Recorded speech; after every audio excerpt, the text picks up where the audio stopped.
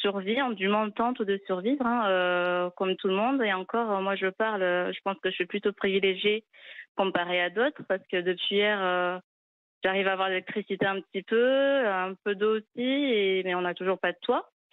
Mais Mais je alors, vous connais vivez beaucoup de où? Vous voisins. dormez où, Fatia?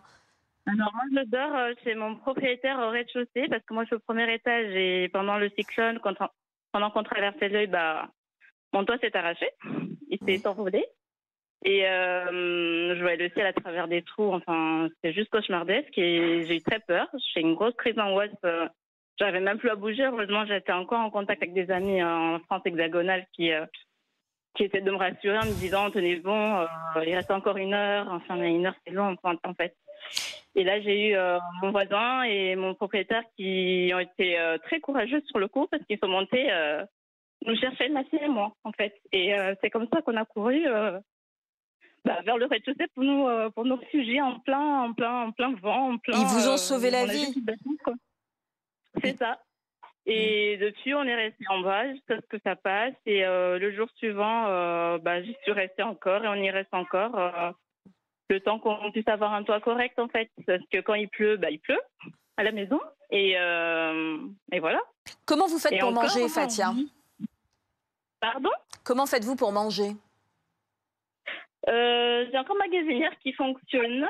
Mais Donc, est-ce que vous avez de j'aurais la chauffé des choses nourriture? qui étaient... J'aurais chauffé des choses qui étaient au four. Mais là, du coup, c'est encore là, c'est mon propriétaire qui me sauve la vie. Donc, encore ce midi, j'ai mangé chez lui. Voilà. Et on commence à manquer, mais enfin, voilà.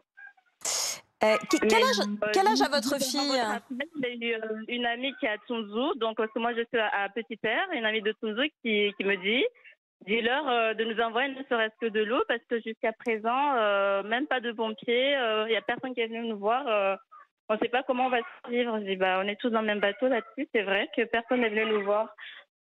Est-ce qu'il manque du monde dans votre entourage? Est-ce qu'il y a des gens dont vous n'avez pas de nouvelles? Alors oui, mes collègues avec qui je travaille, j'ai pas de nouvelles de tout le monde. D'accord. Quel âge a votre fille, Fatia? Pardon? Quel âge a votre fille? 3 ans. Mais 13 ans. heureusement, parce que les pas confondues. 3, 1, 2, 3. 3 ans. 3 ans, d'accord. Bon. Est-ce qu'elle est en sécurité? Est-ce qu'elle a de quoi boire et manger, cette petite? Euh, pour le moment, pour combien de temps? Parce qu'en fait, comme on nous a prévenu qu'il fallait faire un stock, nous avons fait un petit stock, donc on a encore quelques bouteilles d'eau, voilà, on boit, en veillant à ne pas gaspiller, parce que si ça finit, on ne sait pas trop. Parce que même si l'eau commence à revenir, elle est dégueulasse, elle n'est pas potable. Ouais. Enfin, je trouve, voilà. Et puis voilà, pour l'instant, c'est ça. Moi, je cherche sincèrement un moyen pour la faire partir. On me dit qu'apparemment, enfin, j'ai un ami en métropole qui me dit qu'apparemment, les vols commerçants vont bientôt ouvrir. Mais dès que ça ouvre, j'essaie de l'envoyer chez sa grand-mère à Lyon, en fait. Je veux pas qu'elle reste avec moi. Mm. Et pour vous dire, j'ai même pensé à partir nous réfugier vers la Grande Comore, hein, pour vous dire à quel Oui. point on est désespérés.